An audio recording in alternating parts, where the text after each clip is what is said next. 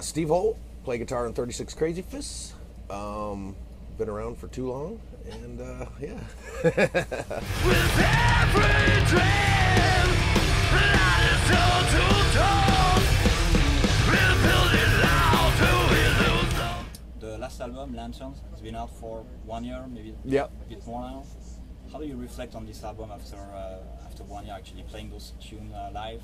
How's the reaction? Yeah, I mean, it's going to be the classic answer of it's whatever the newest record is always my favorite, you know, because you just got done pouring your soul into it. So it's been great, and the new songs have been going over well live. It's actually one of the first records where I want to play almost all the songs on it, but we got to mix in a bunch of old stuff too. So it's like, and on this, yeah, we're main support, so we only get 45 minutes, and so it's been real tough to pick which ones to do and which ones not to do. So. Do you have a favorite song on the album? I love Old Gold. Just that song, the vibe of it is I love. I like the darker stuff like that. I always have, you know. I'm a big like Catatonia fan and stuff, so I like moody, darker stuff.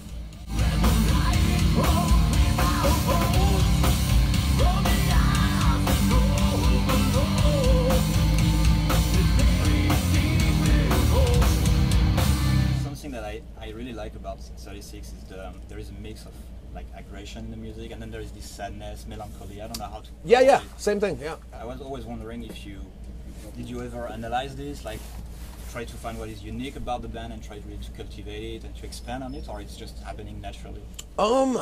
Probably about exactly a mix of both. Like in the newer records, I've told Brock that I want him to sing more because his voice is what makes us unique, as opposed to just all these screaming bands all over the place, you know. And so I've just really tried to focus down with him on writing cool melody lines and getting cool vibes in songs, as opposed to just real heavy and screaming all the time, you know. So it's kind of probably about 50% on purpose, but 50% also just, you know, the music kind of comes out of you, you know, naturally. Yeah, totally. So how do you write actually? Is that you start with some riffs and you send it to Brock, or it's like you're jamming in a room, or? Mostly I sit at home at my studio and write riffs and kind of get a skeletal version of a song together, and then I'll send it to Brock and he'll come up with melody lines, and that can inspire more to come, you know, later in it once I get a vibe for it. But also we've had times where he's just sent me lyrics and that inspired like a certain mood or a riff, you know. After I read them, it gives you like oh, okay, I know what this needs or whatever. But it's mostly just me writing at home, and then I get together with Kai and Mick, and you know, we start putting everything together. And we're all three in Portland now, and Brock's up in Alaska, so we usually just send him stuff, and he'll demo up there in his buddy's studio. But yeah, that's generally how it goes. That's pretty amazing what you can do now with just in your home studio. Oh yeah. Has it changed the way you operate as a band? Like everyone can be a bit on his own, write stuff on his own, and then you send exchange file, and that's it? Yeah. Well, luckily, because our whole band is in Portland besides Brock, but there is a lot of that. Or Mick will be like, I have this cool bass line, and we'll just record it and just keep a stockpile of riffs and different cool things. And it makes it's just cool. Yeah, the technology these days, so different than what it used to be, you know. It's just like, it was so much harder back then to be a part, you know, and now you can and still write and just layer stuff, and someone does something else on it, and you're like, yeah, that, and it's great. Is this changing also the way you do the concert, the live stuff, like the technology? Like I'm thinking the new amp modelers, like the XFX, the Camp Profile. Are you using those stuff? Or no, you see, it's funny, man, because we've been on this tour, and all the bands on it run tape and stuff. Yeah. We don't got all live shit. We're like literally one of the last live bands around, you know. Yeah. I mean, I can't remember going on a tour where a band wasn't running tape. And so it's just such the norm these days. And it's kind of the death of live rock and roll, you know. I don't know if it'll ever resurge back to where you're doing that. I mean, it's just such a different time and place now, you know. We run an intro and that's it. And then you're hearing us actually play. And it doesn't really matter if it doesn't sound exactly like on the record. Yeah. And I always love that. I love like even live albums from bands, you know, where you're like, I love that they're, or you can hear them fuck up. You're like, oh dude, he messed up right there. I love it. That's cool shit like that. Yeah. how do you actually replicate your songs live? Because on the record there are several layers, there is some effect, there is some ambient and stuff like this, and then it's just you on stage with the guitar. So Yeah, and that's kind of what we were just saying with the live stuff, how it's different. So I'll have like say like a single note melody that I play underneath the major riff. I'll figure out ways to do the chords and the little melody underneath. So I'm always moving. It's like always busy.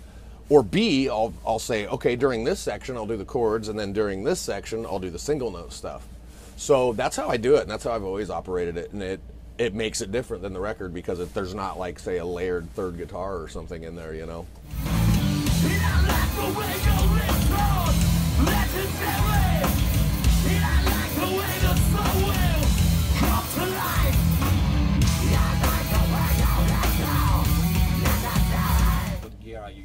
Guitars, you're Ibanez user?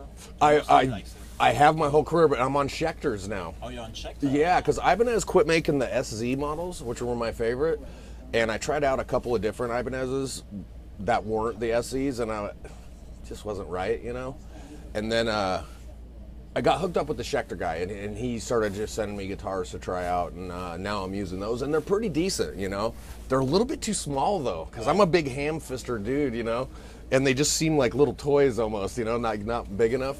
But I like them a lot. And then I'm also playing Moser, which is it's a dude that hand makes his own guitars, and he's from the Netherlands. So yeah, and doesn't have a bunch of artists. He's just a single dude, builds every guitar by hand, you know, and they're beautiful guitars though.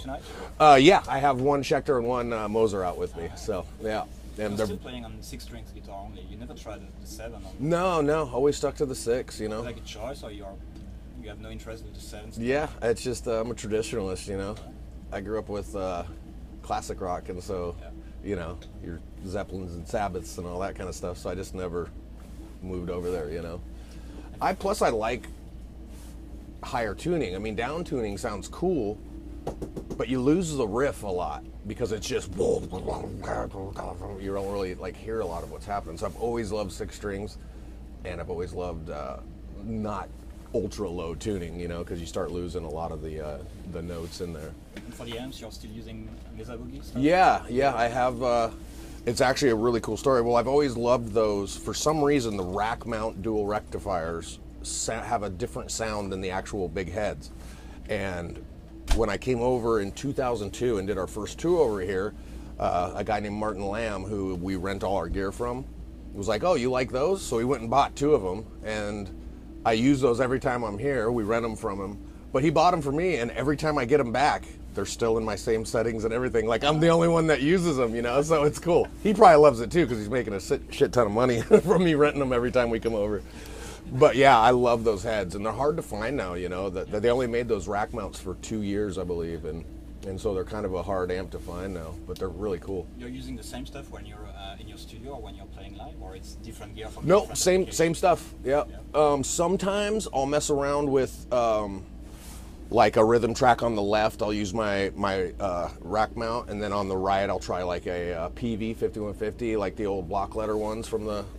For some reason, around the late 90s, early 2000s, man, they were just making good heads. But yeah, so I'll try stuff like that on different songs, or sometimes layer one underneath it, and just see what's working, you know. Right. Personally, I see music as you write music, then you record it, and then you perform it live, let's say. Do you see this as the same way, like 3 distinct applications, or for you it's just one big stuff that all goes together? I write and then I perform, and that's just one stuff? So...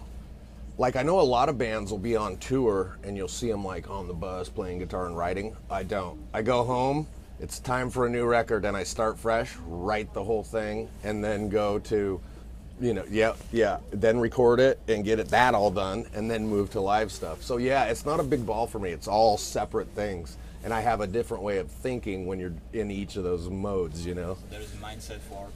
Exactly, yeah. It's definitely thought out that way. What is the one riff in the world that you wish you had written? Ooh, that's a good one. Randomly, it would probably be Cowboys from Hell. I don't know why. Just got that groove. Yeah, it's perfect. That's a good one. Yeah, I'll go with that. That's probably it. Yeah. And if you could play magically you could play with any band, past or present, which one would it be? That's tough too. And that might stay in the Pantera realm, because Pantera's a good one. Pantera, Sabbath, Zeppelin, you know, one of those classics like that. But Pantera's up there for sure. I mean, they were a big influence, I guess, you know, in the 90s when we were getting going and stuff. Just everything they were doing with the videos, you know, the 3 videos and all that. And just, they were a cool band. Probably them, without a doubt. Fair enough.